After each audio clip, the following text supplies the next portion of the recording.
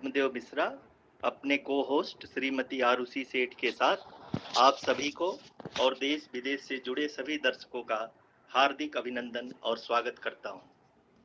23 अगस्त 2023 आज की शाम इसरो के वैज्ञानिकों और सभी अंतरिक्ष वैज्ञानिकों के साथ लैंडर मॉड्यूल को चंद्रमा के सतह पर उतरने के ऐतिहासिक पलों को देखने के लिए तैयार और उत्सुक हैं।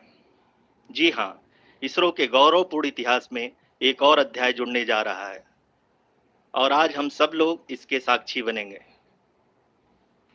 आप ये सारे विजुअल्स अपने स्क्रीन पर इसरो के मिशन ऑपरेशन कॉम्प्लेक्स यानी मॉक से देख रहे हैं, जो कि बेंगलुरु में स्थित telemetry tracking and command network ISTRAC से प्रसारित किया जा रहा है। ये विजुअल्स आपको पावर डिसेंट के काउंटडाउन और उस पथ को प्रदर्शित कर रहा है जिस पे चलकर लैंडर आज चंद्रमा के साउथ पोल पे सेफ और सॉफ्ट लैंडिंग करेगा। आपको ध्यान दिला दूं, इस समय हम लोग पावर डिसेंट शुरू होने से लगभग 22 मिनट दूर हैं।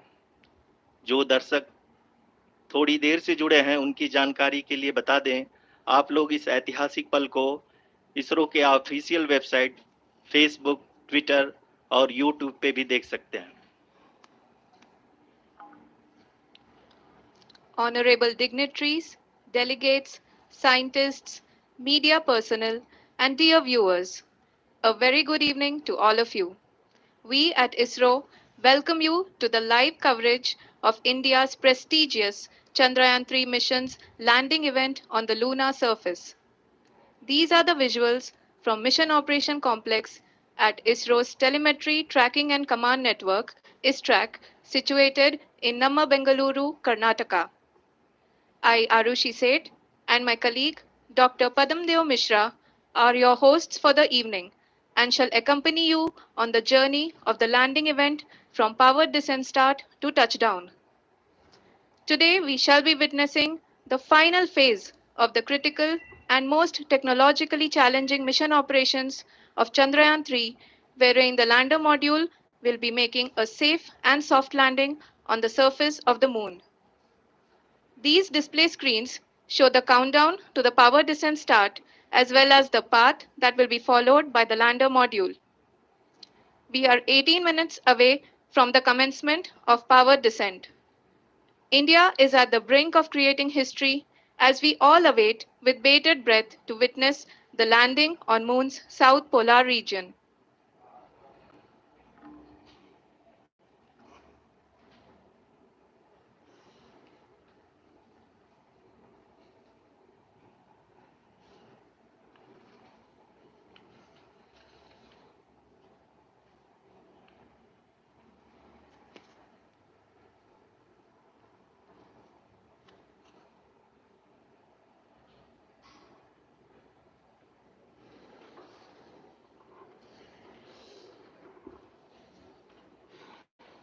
इसरो का पहला मून मिशन चंद्रयान 1 अक्टूबर 2008 में पीएसएल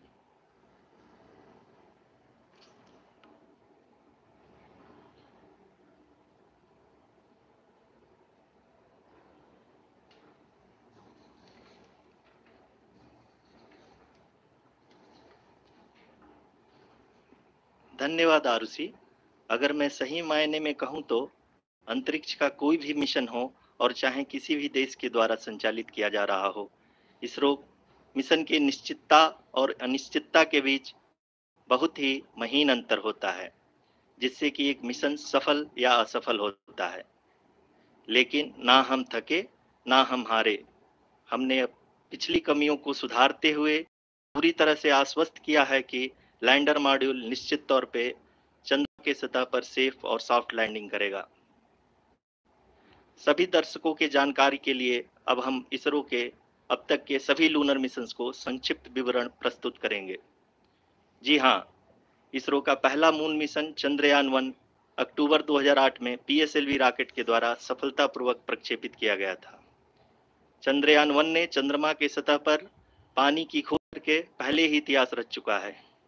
यही कारण है कि आजकल विश्व के तमाम अंतरिक्ष वैज्ञानिक और स्पेस एजेंसियां चंद्रमा को और करीब से जानने के लिए उत्सुक दिख रही हैं। अगर हम बात करें चंद्रयान 2 की, जो इसरो का दूसरा मिशन है, जुलाई 2019 में इसरो के सबसे ताकतवर रॉकेट LVM-3 द्वारा सफलतापूर्वक प्रक्षेपित किया गया था और आज भी लगभग 4 साल बाद यह चंद्रमा के 100 किलोमीटर के सर्कुलर ऑर्बिट में घूमते हुए बहुत ही उत्तम क्वालिटी का डेटा प्रदान कर रहा है। मिशन के प्रारंभ में इसकी आयु 1 साल निर्धारित की गई थी, परंतु LVM-3 द्वारा बहुत ही सटीक इंजेक्शन और मिशन मैनेजमेंट की वजह से चंद्रयान-2 काफी लंबे समय तक कार्यरत रहेगा। अब तक चंद्रयान-2 चंद्रमा के लगभग सभी भागों का चित्र ले चुका है। इसका एक बहुत ही महत्वपूर्ण पेलोड OHRC यानी कि ऑर्बिटर हाई रेजोल्यूशन कैमरा विश्व का सबसे बेहतरीन कैमरा है, जो कि चंद्रमा की सतह का लगातार पिक्चर भेज रहा है। अब मैं ROC जी से निवेदन करूंगा कि वो आप लोगों को इसरो के वर्तमान मिशन चंद्रयान-3 के बारे में बताएं।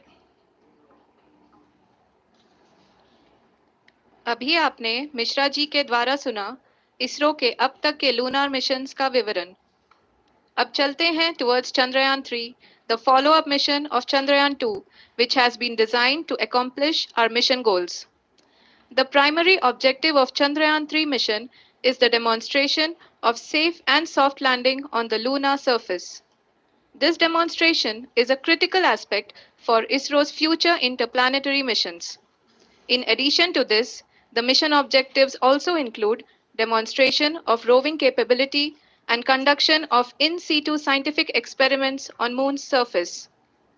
Carried on the shoulders of India's heaviest rocket LVM-3 on the 14th of July, Chandrayaan-3 was placed in the precise elliptic parking orbit of size 170 by 36,500 kilometers. ISRO, in its mission plan of following the incremental trajectory approach, carried a total of 5 earthbound maneuvers. The fifth apogee raising maneuver, which took place on the 25th of July, placed the spacecraft in an orbit of 250 by 1,27,000 kilometers.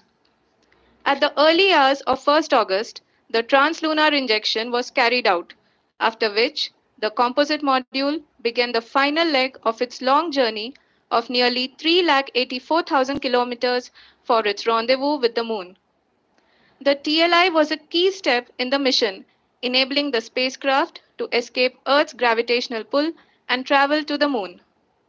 An orbit of 288 by 3,69,328 kilometers was achieved at the end of the translunar injection.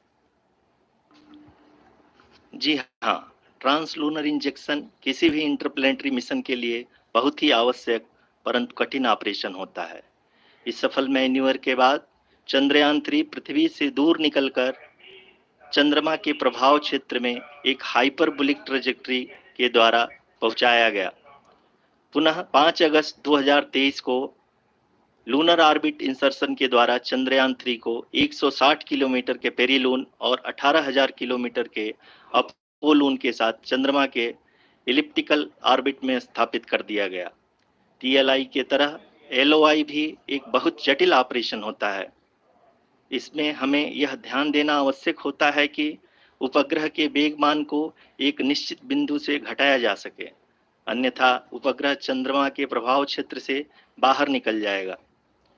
LOI के सफलतापूर्वक परिचालन के बाद चंद्रयान-3 की कक्षा को 4 बार और परिवर्तित किया गया। इस दौरान चंद्रमा की अधिकतम ऊंचाई को घटाकर 160 किलोमीटर कर दिया गया।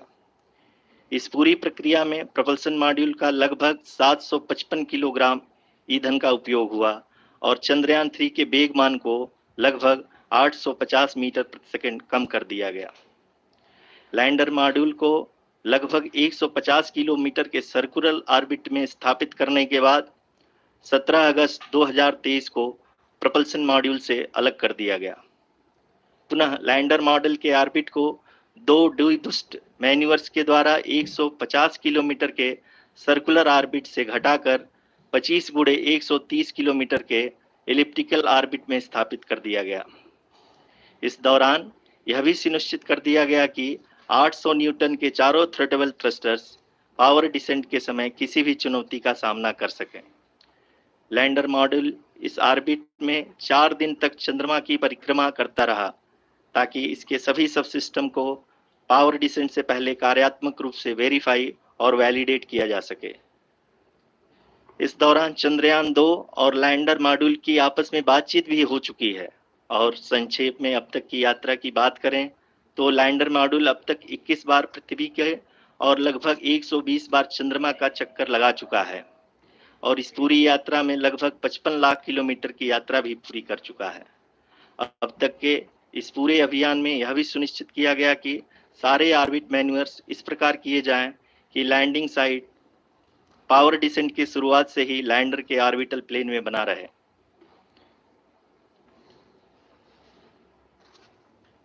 Make it further that is true indeed.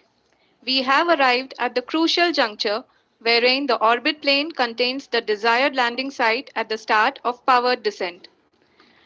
We are also happy to announce that live images from the Chandrayaan 3 lander imager camera is being received continuously. The demonstration of soft landing on the moon's surface is no ordinary feat due to the innumerable challenges and complexities involved. The lander velocity has to be killed from nearly 6,048 kilometers per hour without any aid from the thin and tenuous moon's atmosphere. The lunar dust at the time of landing and the craters and boulders scattered over the moon's surface make it further complicated to achieve this. The new and improved Chandrayaan 3 design has been built after envisaging all the scenarios which the lander module can encounter. With several software improvements, provision for full-level redundancies, a plethora of special tests, namely the integrated hot test, integrated cold test, and lander leg drop tests were carried out for the lander module. The success of these tests has provided great confidence in the performance of all the onboard sensors, propulsion system, and associated guidance, control, and navigation algorithms. The key findings during the tests have enabled to improve the overall system performance. The largely unexplored south pole of the moon has been chosen as the intended landing site since there is a possibility of finding ice and other minerals which would be vital resources for future explorers. Apart from continuing investigations pioneered by Chandrayaan 1 and Chandrayaan 2, the Chandrayaan 3 mission will also provide invaluable data to the science community around the world. Let us give our viewers a glimpse on the configuration of Chandrayaan 3 mission.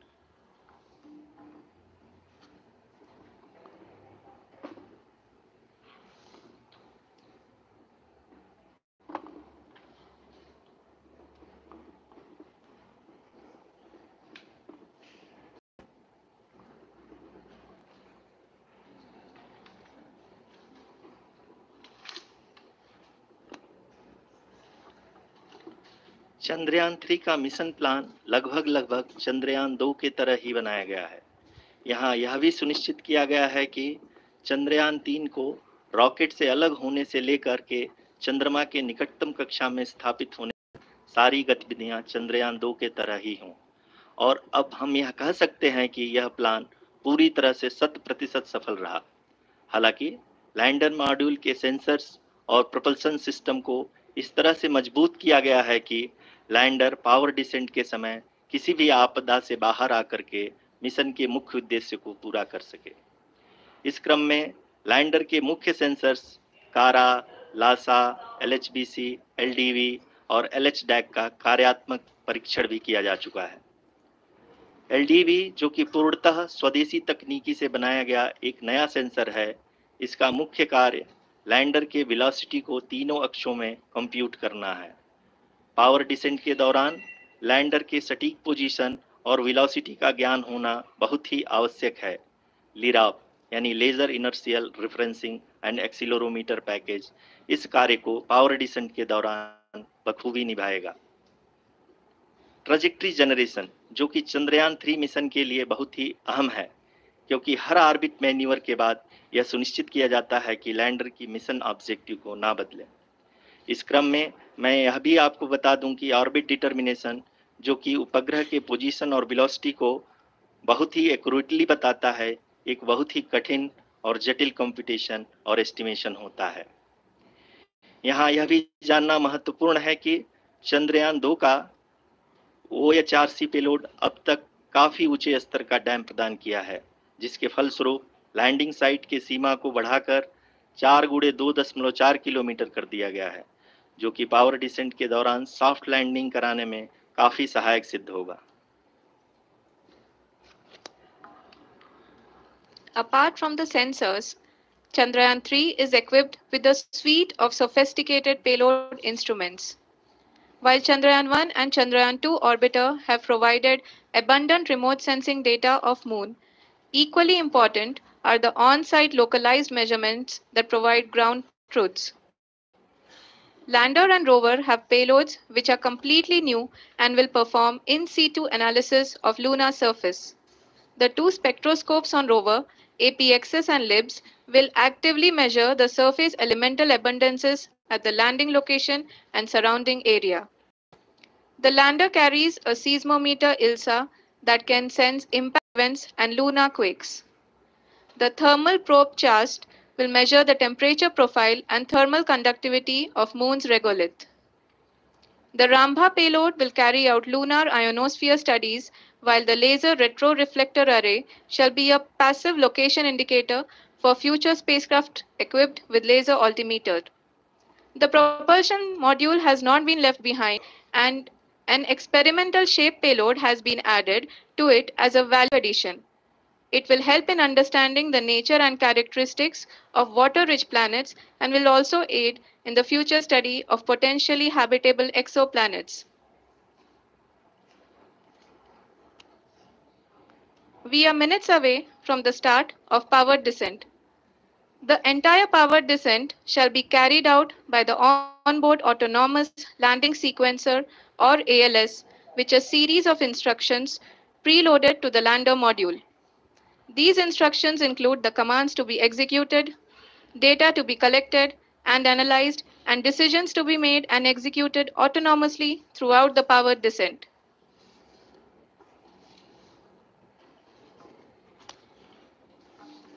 जी हाँ, अब हम power descent के बहुत ही करीब आ चुके हैं। हम आपको बताते चलें कि पावर डिसेंट को कुल 4 चरणों में बांटा गया है। सबसे पहले आता है रफ ब्रेकिंग फेज, जिसमें लैंडर की ऊंचाई को चंद्रमा की सतह से 30 किलोमीटर से घटाकर 7.4 किलोमीटर कर दिया जाएगा।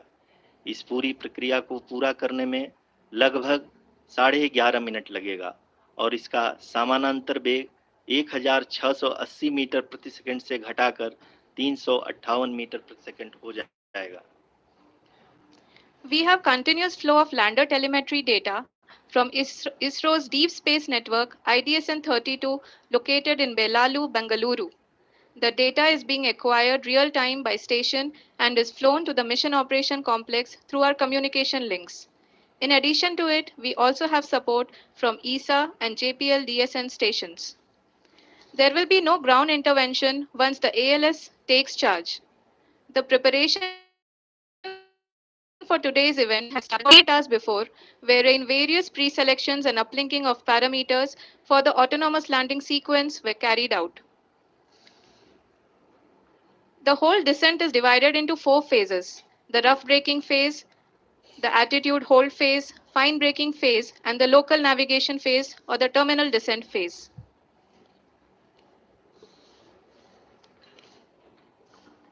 जी हाँ, एटीट्यूड होल्ड फेज, जो कि पावर डिसेंट का दूसरा चरण है, एक बहुत ही महत्वपूर्ण फेज है। इस 10 सेकंड के स्मॉल ड्यूरेशन के दौरान लैंडर के दो महत्वपूर्ण सेंसर कारा और लासा लैंडर की ऊंचाई की गणना करेंगे। इस फेज के पूरा होते ही लैंडर चंद्रमा के सतह से कुल 6.8 किलोमीटर की ऊंचाई पर होगा। During the rough braking phase, the lander velocity shall be brought down from 1680 meters per second to 358 meters per second. The altitude will be brought down from 30 kilometers to 7.4 kilometers at the end of rough braking.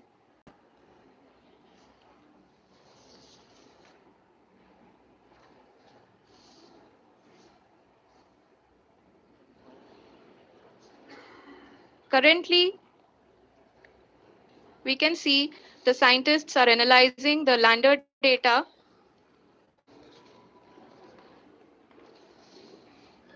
जी हाँ, हम ये देख सकते हैं कि mission operation complex रूप में बैठे सभी वैज्ञानिक ये जो भी डेटा देख रहे हैं वो डीप स्पेस नेटवर्क आईडीएसन 32 के द्वारा प्रोवाइड किया जा रहा है। और अगर हम अब बात करें पावर डिसेंट के तीसरे चरण का, जो कि फाइन ब्रेकिंग फेज होगा, जिसमें लैंडर लैंडिंग साइट से जस्ट 800 मीटर की ऊंचाई पर वर्टिकली होगा। इस चरण को पूरा होने में लगभग 3 मिनट लगेंगे और इस चरण के पूरा होते ही लैंडर की वेलोसिटी लगभग शून्य हो जाएगी। The scientists here at ISTRAC are glued to their systems, analyzing all sorts of complex data. We are very close to the power descent, to the start of the power descent phase.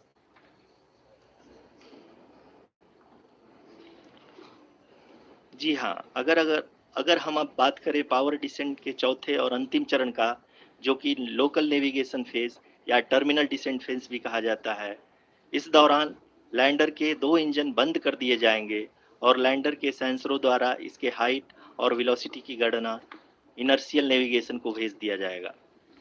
इस दौरान lander 150 metre की ऊंचाई को प्राप्त करने के बाद कुल 131 सेकंड लगाएगा। इस पड़ाव पे आने के बाद पुनः लैंडर 22 सेकंड के लिए हवरिंग करेगा।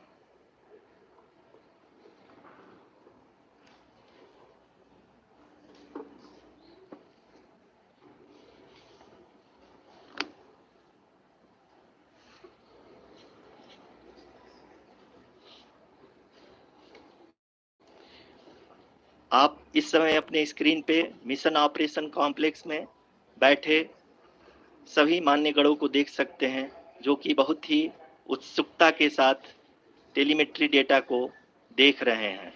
अभी हम लोग पावर डिसेंट शुरू होने से जस्ट कुछ ही पल दूर हैं।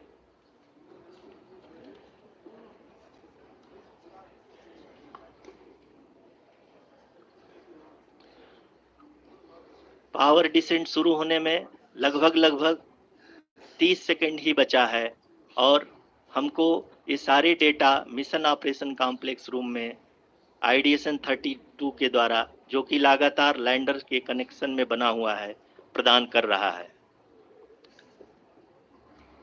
Dear viewers, the pivotal power descent has begun, and the lander module is propelling towards the moon's surface along the intended trajectory.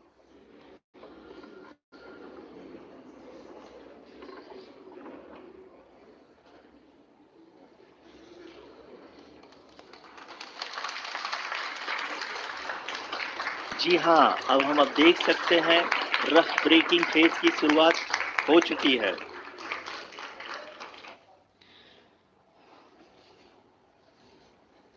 During this rough braking phase, the lander velocity shall be brought down from 1680 meters per second to 358 meters per second.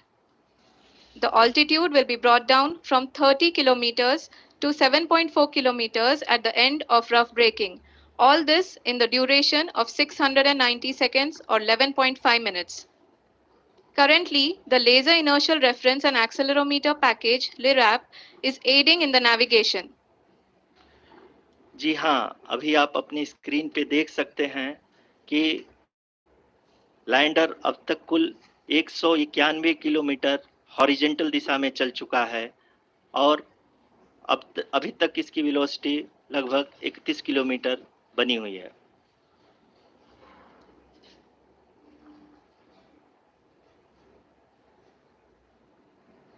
The lander module has traveled a distance of approximately 228 kilometers. The complete downrange that will be traveled during this phase shall be nearly 713.5 kilometers.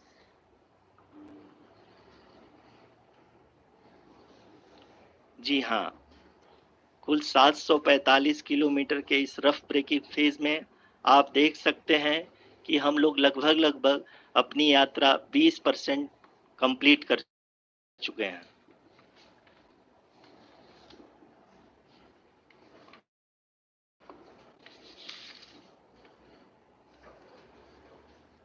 Power descent की यह शुरुआत हम कह सकते हैं कि बहुत ही सटीक और सधी हुई है, जिसमें लैंडर अपने वेगमान को अनुमानित तरीके से घटा रहा है।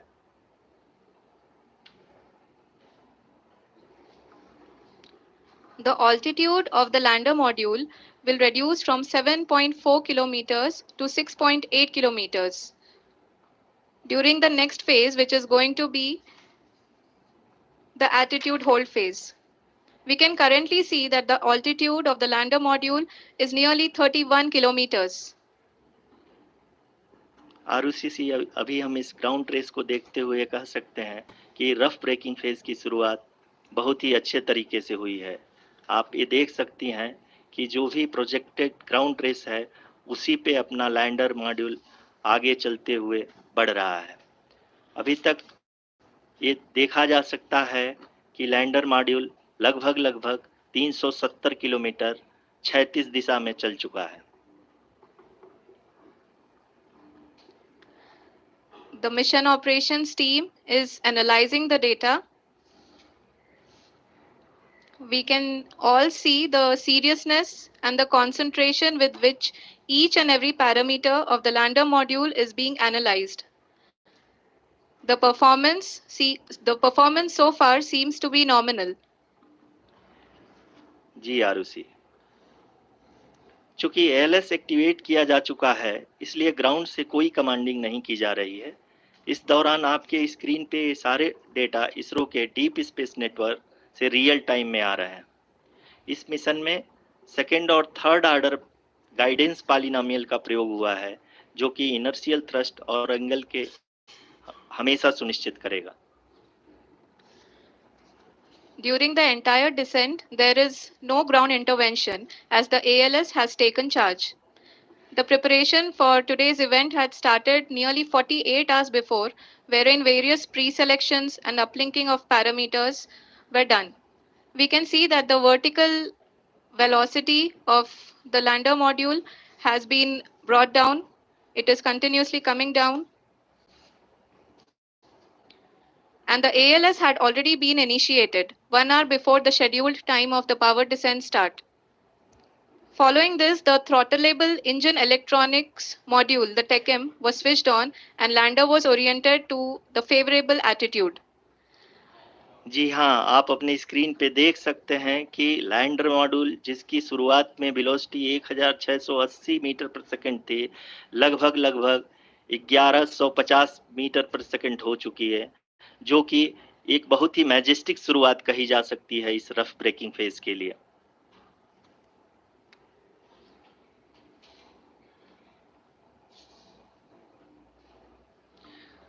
यहाँ पे मैं आपको ये भी बताते चलूं कि आप अपने स्क्रीन पे देख सकते हैं कि द लैंडर मॉड्यूल का आल्टीट्यूड धीरे धीरे अब कम होता हुआ दिख रहा है, और जो कि एक्सपेक्टेड भी है।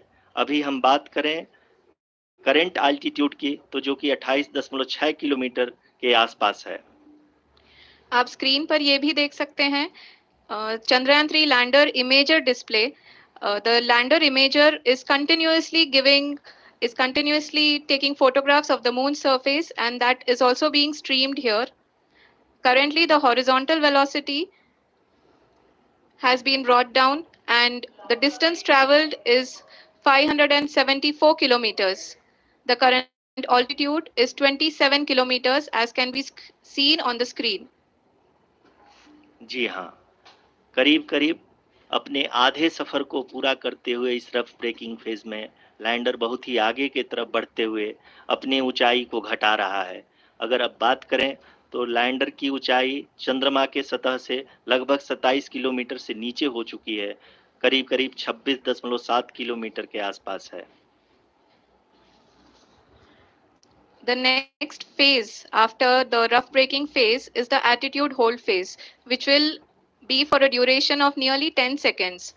The lander will be oriented such that both the altimeters will be looking exactly towards the moon's surface.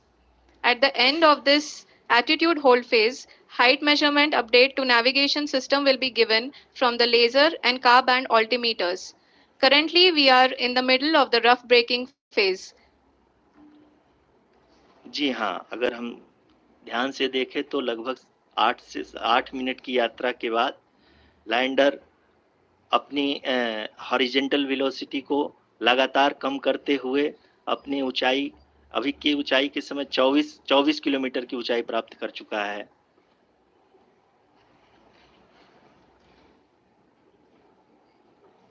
अब तक के आंकड़े को देखते हुए हम कह सकते हैं कि लैंडिंग पूरी तरह से नॉमिनल है। यहाँ पर हम देख सकते हैं कि हॉरिजेंटल वेलोसिटी लगातार कम होती हुई दिख रही है।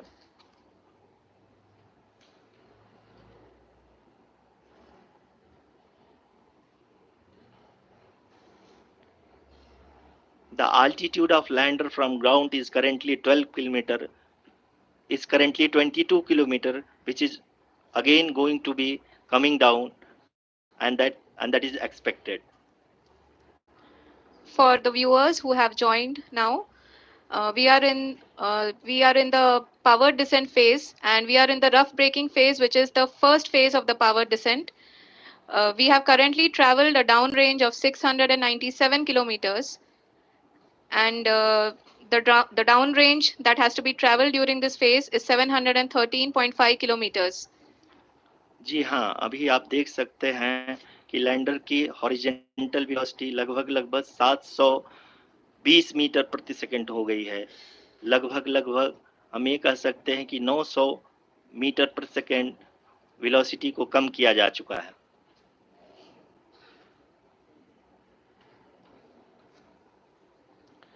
At the same time, we can see the altitude of the lander is just 17.8 kilometer from the moon surface, which is going to be around 7.4 at the end of the rough braking phase.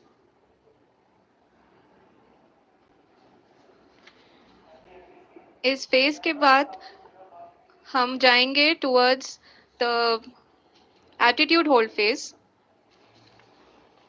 where we will be expecting sensor update from the laser and car band altimeters.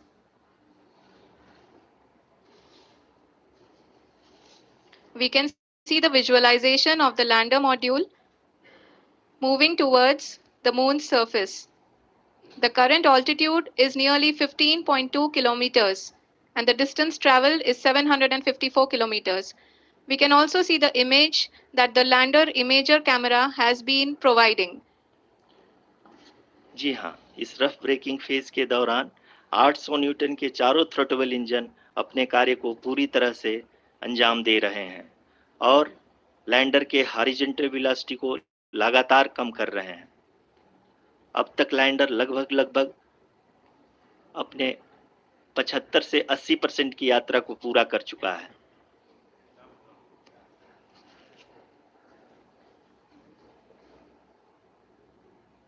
After the rough braking and the attitude hold phase, we shall be having the fine braking phase, which will continue for nearly 3 minutes. The whole phase is being driven by the autonomous landing sequencer, and there is no intervention from ground. जी हाँ आरुषि, अभी आप अपनी screen पे देख सकती हैं कि जो करंट आल्टीट्यूड है चंद्रमा के सतह से लगभग 10 किलोमीटर के आसपास है। जी हाँ, हम अपने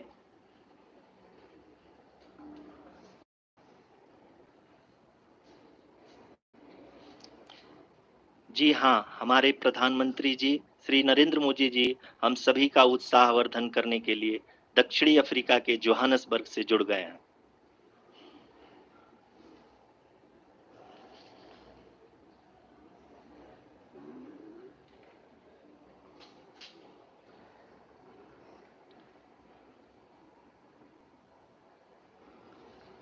Yes, we are privileged to have with us Honorable Prime Minister of India, Shri Narendra Modi ji, who has joined us from South Africa's Johannesburg to encourage us.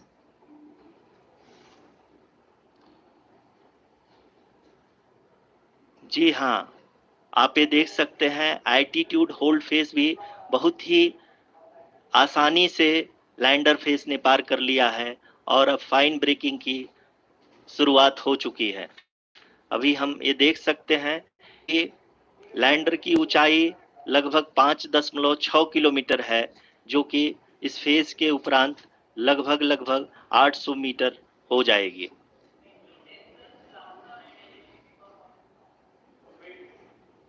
We can hear from the mission operations team that the sensors are performing nominally, and we are currently in the midst of the fine braking phase, which is going to continue for 3 minutes, and the altitude is going to be reduced to nearly 800 meters at the end of this phase. जी हाँ, जैसा कि आरुषि जी ने बताया कि लगभग 3 minute के उपरांत lander की हाइट लगभग 800 मीटर वर्टिकली होगी और यहाँ पे लैंडर की horizontal velocity, vertical velocity, even down range भी लगभग शून्य होगा। We can see the visual of the lander module, and we can see that the downrange traveled is nearly 831 kilometers.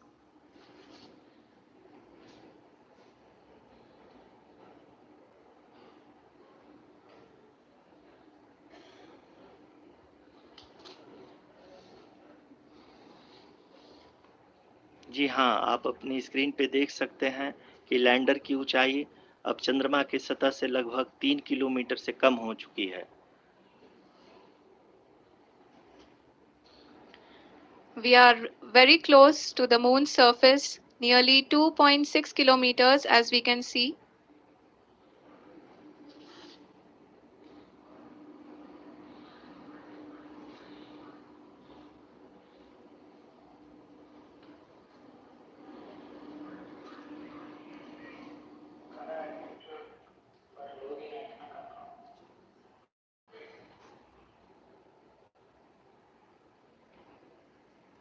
जी हाँ, अभी आप देख सकते हैं कि लैंडर की ऊंचाई लगभग 1 किलोमीटर के आसपास है।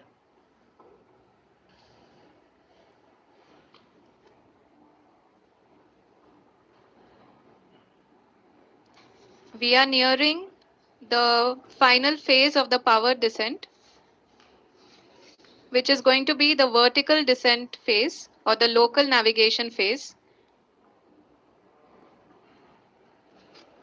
जी हाँ, अब हम फाइन ब्रेकिंग वेव के एकदम करीब, हाँ, आप तालियों के गड़गड़ाहट से सुन सकते हैं कि हम लोगों ने तीसरे चरण को भी बहुत ही सफलतापूर्वक हासिल कर लिया है और अभी हम वर्टिकल डिसेंट फेज में आ चुके हैं, जिसकी शुरुआत भी बहुत ही अच्छे ढंग से हो चुकी है।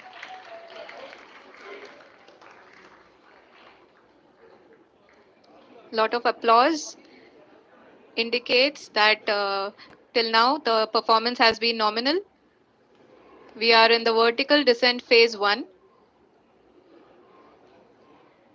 The altitude is being brought down from 800 meters, and we are nearing and approaching the lunar surface. जी, आप अपने स्क्रीन पे देख सकते हैं कि लैंडर का हाइट लगातार कम होता जा रहा है। इस समय हम लैंडिंग साइट के जस्ट ऊपर हैं और इस समय इसकी ऊंचाई लगभग 600 मीटर के आसपास है। इस फेज के दौरान लगभग 150 मीटर के ऊंचाई पे पहुंचने के बाद लैंडर अगेन लगभग 20 से 22 सेकंड के लिए हॉवरिंग करेगा। We are above the landing site. The horizontal as well as the vertical velocity is now being constantly reduced, and the lander module has begun its descent towards the landing site.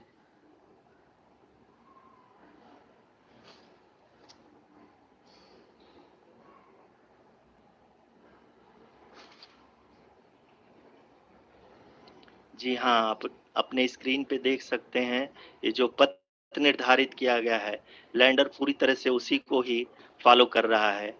इस समय हम लगभग 200 metre की height से भी कम आ चुके हैं।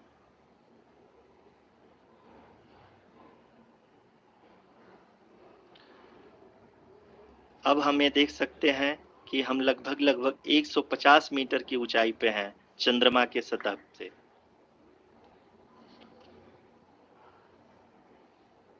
We are approaching the vertical descent phase 2, which will have the lander module hovering at nearly 150 meters. about ji the हाँ, lunar surface. जी हाँ, आप इस तालियों के गड़गड़ाहट को सुन सकते हैं, जो कि सेकंड हायोरिक फेज के कंप्लीट होने के बाद इन सारे वैज्ञानिकों के द्वारा की जा रही है।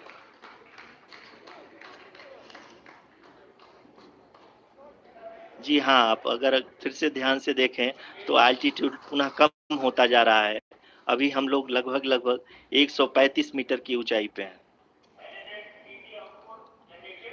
The sensors that are updating at this point are providing confirmation of the safety of the landing site. As expected, the retargeting is going on, and this is a very good signature for the lander. अभी आप ये देख सकते हैं कि lander की ऊंचाई लगभग 65 मीटर के आसपास बची हुई है।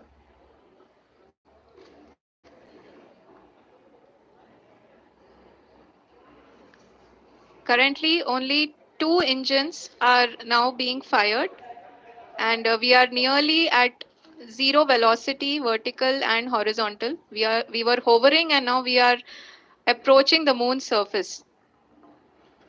धीरे धीरे लैंडर की वेगमान को कम किया जा रहा है और हम अब लगभग 50 मीटर से भी कम आ चुके हैं।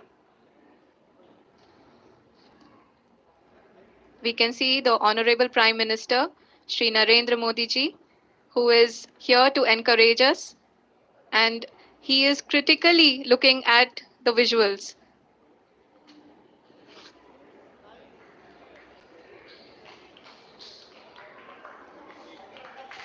जी हाँ, आप अपनी स्क्रीन पे देख सकते हैं कि हम lander module People are applauding.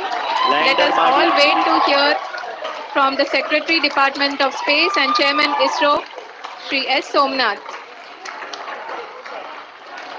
Lander module पूरी तरह से सेफली और सॉफ्टली चंद्रमा के सतह पे लैंड हो चुका है। ये हम लोगों के लिए बहुत ही गर्व की बात है। हिंदी में एक कहावत है कि चंदा मामा दूर के, लेकिन अब हम ये कह सकते हैं कि चंदा मामा अपने घर के। बहुत ही उम्दा. The hard work of the entire ISRO community has come to fruition.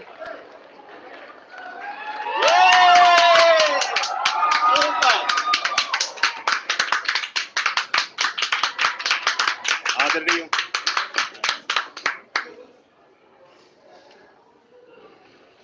आदरणीय प्रधानमंत्री जी, नमस्कार. Sir, we have achieved soft landing on the moon. India is on the moon. Sir, I request our Honorable Prime Minister to address us and bless us. Thank you, sir.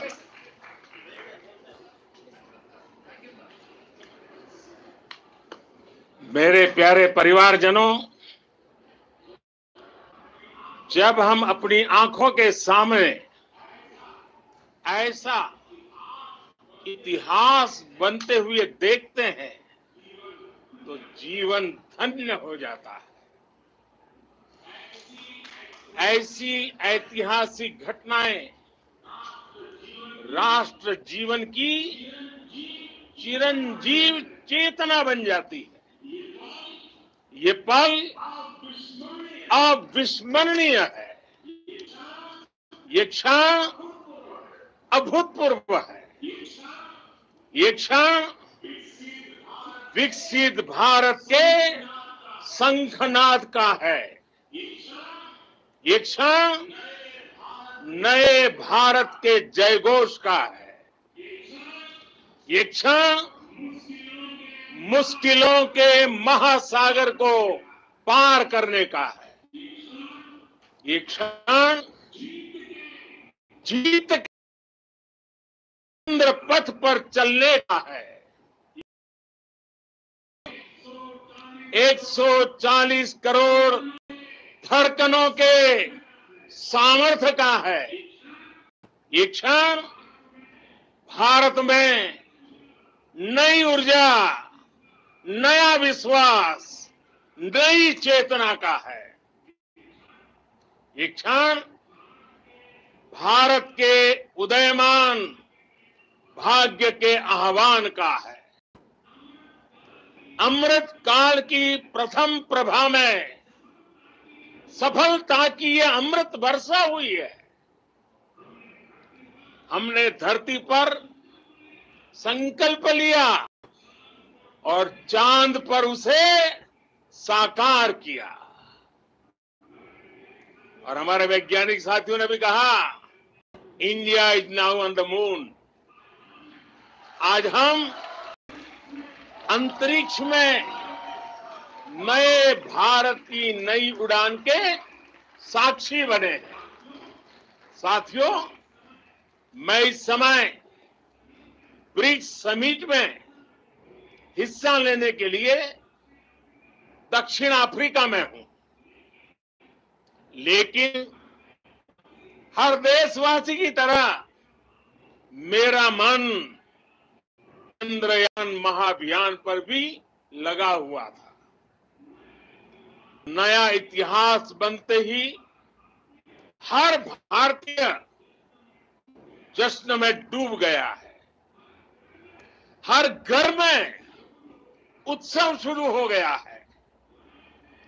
हृदय से मैं भी अपने देशवासियों के साथ, अपने परिवारजनों के साथ इस उमंग और उल्लास से जुड़ा हुआ हूं। मैं टीम चंद्रयान को, इसरो को और देश के सभी वैज्ञानिकों को जी जान से बहुत बहुत बधाई देता हूं, जिन्होंने इस पल के लिए वर्षों तक इतना परिश्रम किया। उत्साह, उमंग, आनंद और भावुकता से भरे इस अद्भुत पल के लिए मैं 140 करोड़ देशवासियों को भी कोटि कोटि बधाइयां देता हूं। मेरे परिवारजनों, हमारे वैज्ञानिकों के परिश्रम और प्रतिभा से भारत चंद्रमा के उस दक्षिणी ध्रुव पर पहुंचा है, जहां आज तक दुनिया का कोई भी देश नहीं पहुंच सका। अब आज के बाद से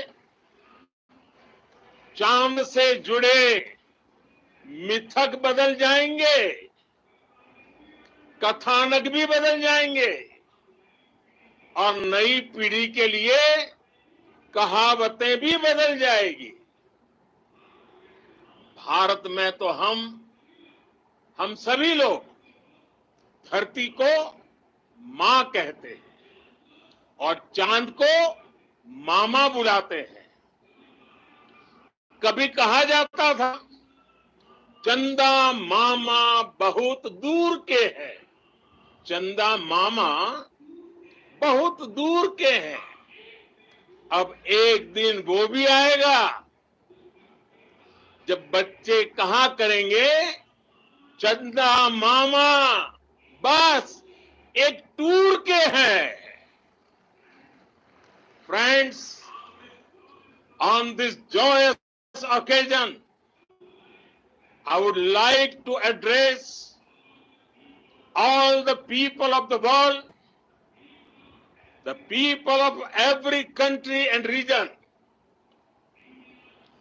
India's successful moon mission is not just India's alone. This is a year in which the world is witnessing India's G20 presidency. Our approach of one earth, one family, one future is resonating across the globe. This human-centric approach that we present and that we represent has been welcomed universally. our moon mission is also based on the same human-centric approach. Therefore, this success belongs to all of humanity, and it will help moon missions by other countries in the future. I am confident that all countries in the world, including those from the global south, are capable of achieving such feats. We can all aspire for the moon and beyond.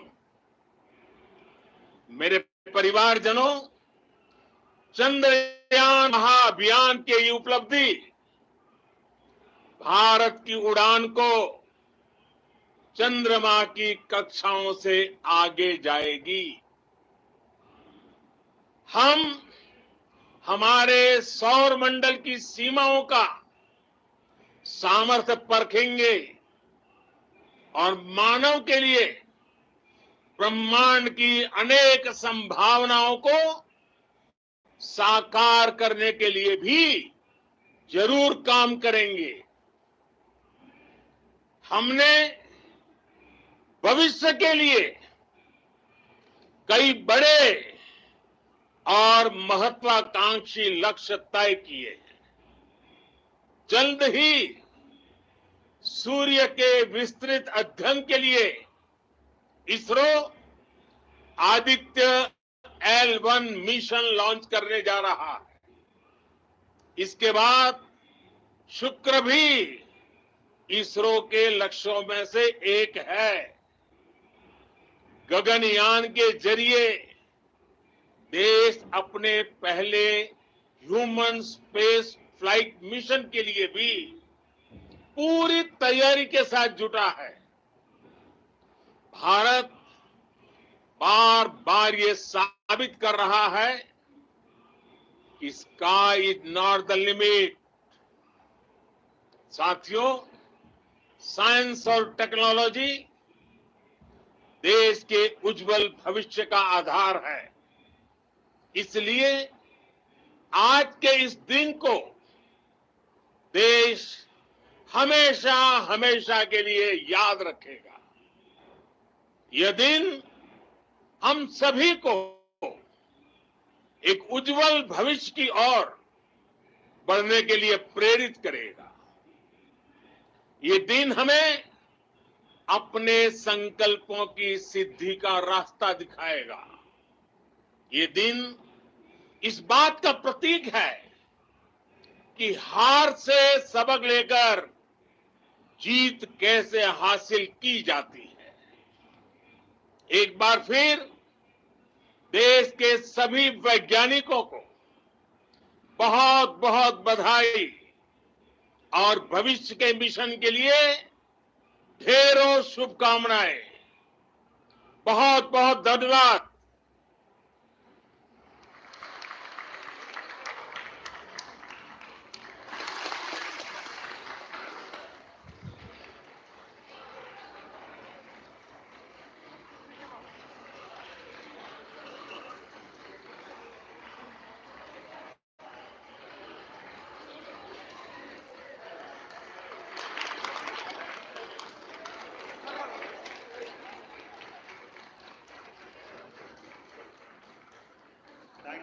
Thank you, Adharaniya Pradhan Mantri ji, for being part of our journey to this success.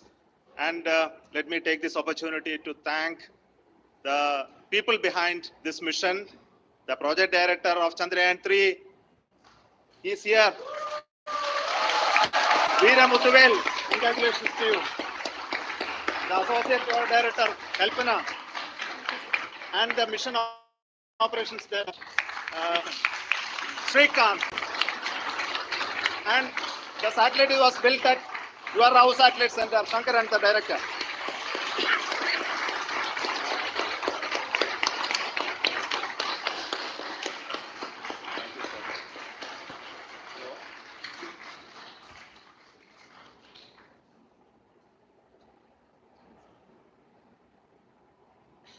it's a great moment of happiness on behalf of team.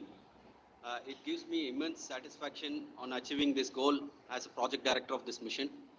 The entire mission operations, right from launch till landing, happened flawlessly as per the timeline, and we became the 4th country to land to demonstrate the soft landing onto the moon surface, and we became the first country to go to the near to the south pole of the moon.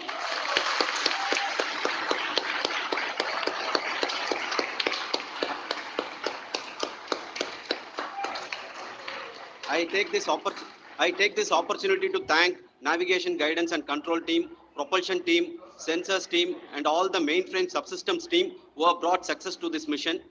I also take the opportunity to thank the Critical Operations Review Committee for thoroughly reviewing the mission operations right from launch till this date. The target was on spot because of the review process. I also thank the ISRO higher management, right from Chairman ISRO, Director URSC, and all the center directors and higher ISRO officials. And finally, my thanks to the Chandrayaan 3 project executives spread across the ISRO centers. Thank you.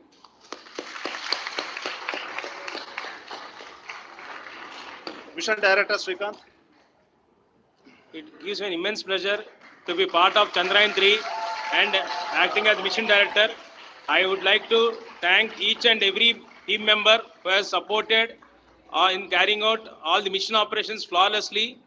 And I would like to thank my senior management, Chairman ISRO, Director URSC, my senior colleagues and my team members for carrying out and supporting all the things carrying out in a proper way. Thank you very much. Associate Project Director Kalpana. Good evening to all. This will remain the most memorable and the happiest moment for all of us, for our team Chandrayaan 3. We have achieved our goal flawlessly. From the day we started rebuilding our spacecraft after Chandrayaan 2 experience, it has been breathe in, breathe out Chandrayaan 3 for our team. And starting from the reconfiguration to all the special tests and the simulations we have conducted meticulously. And this has been possible only because of our immense effort from our Chandrayaan 3 team. And of course, with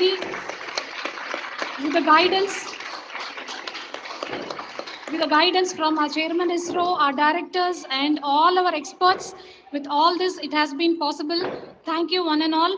Thank you for all the minutest help which has been provided from all the areas of departments. Thank you. Thank you.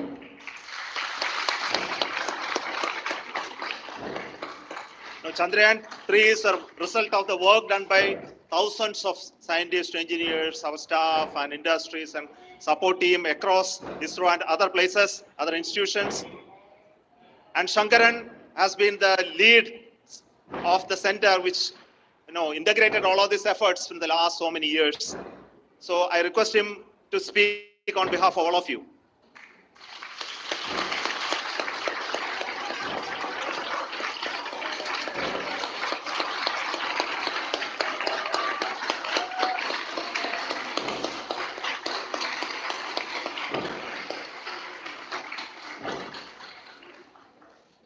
Thank you very much for the affection that has been displayed today now. Today, we have achieved what we set out to achieve in 2019. It was delayed by about 4 years, but we have done it. When Chandrayaan 3 was launched, after the separation of the spacecraft from launch vehicle, I said, I will speak the rest of the things after the soft landing. So here I will take a couple of minutes to tell the tremendous amount of effort that has been put in by the entire project team. When I say project team, it is not just only the project director and associate project director. Of course, they are the face of the project. They have been living, sleeping, eating, breathing Chandrayaan for the last 4 years. They have been supported by such a large number of people, particularly in the navigation, guidance and control area, propulsion system. This area, the amount of effort that has been put by people, the number of simulations that have been done, the number of reviews they have gone through, the amount of criticism they faced and overcome that. It is, as a person who has been watching this for the last 4 years along with them, my heart goes out for them. The amount of effort is tremendous. That is what ISRO is all about. That is what our organization has taught us to do. Now today this success has put us even more higher responsibility, as the Honorable Prime Minister was telling, because we have set the bar now so high. Nothing less than nothing less spectacular than this is going to be inspiring for any of us in the future. So as the Honorable Prime Minister mentioned, we will be now looking at putting the man in space, putting a spacecraft around Venus and landing a craft in Mars.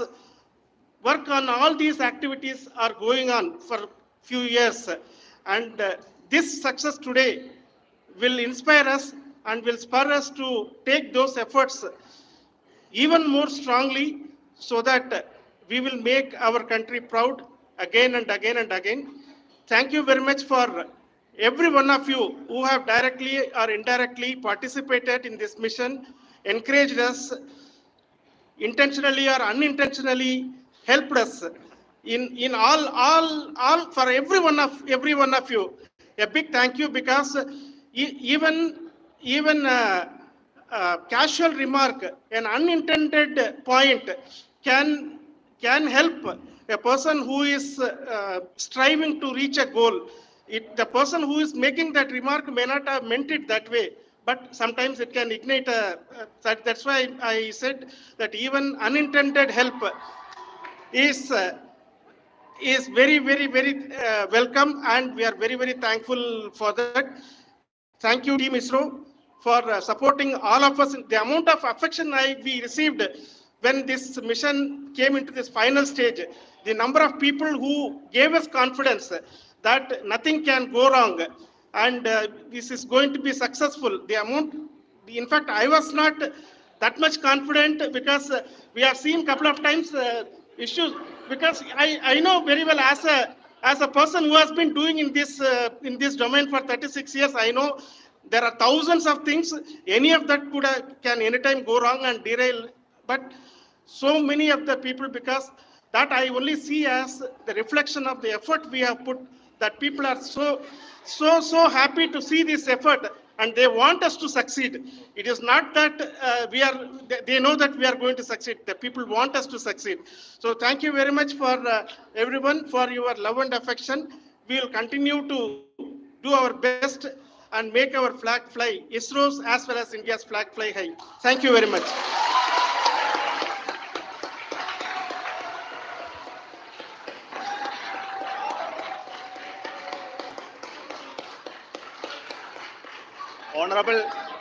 Honorable Prime Minister called me and conveyed his greetings to each one of you and your family, for the wonderful work you did in ISRO. So thanks to him for the support that he is giving to us for missions like Chandrayaan 3 and the missions that are in the offing. I think that's a great word of comfort that we are receiving for pursuing the inspirational work that we are doing for the nation. I want to tell you, and I want to thank you also for each and everyone who prayed with us in the last many days, who wanted this success to happen in ISRO. I thank all those people in all around the country and maybe beyond the country for their blessings and wishes and affection that he has given to each one of us for doing this work for the last so many years. I want to specifically thank some senior people who have been standing with us, especially the name of Kiran Kumar sir and Mr. Kamalakar, Sri Koteshwar Rao. They have been helping so much. They were part of the team to help them to get the confidence and get the reviews done to ensure that nothing goes with any mistakes.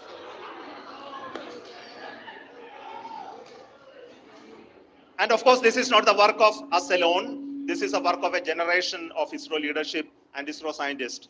And this is a journey we started in Chandrayaan 1, continued in Chandrayaan 2, and Chandrayaan 2 craft is still working and doing a lot of communication work with us. And all the team that contributed to building Chandrayaan 1 and Chandrayaan 2 should be remembered and thanked while we celebrate Chandrayaan 3. And this is an incremental progress and definitely a great, huge one it is. And thank you so much for all the support and work that you have done. Thank you.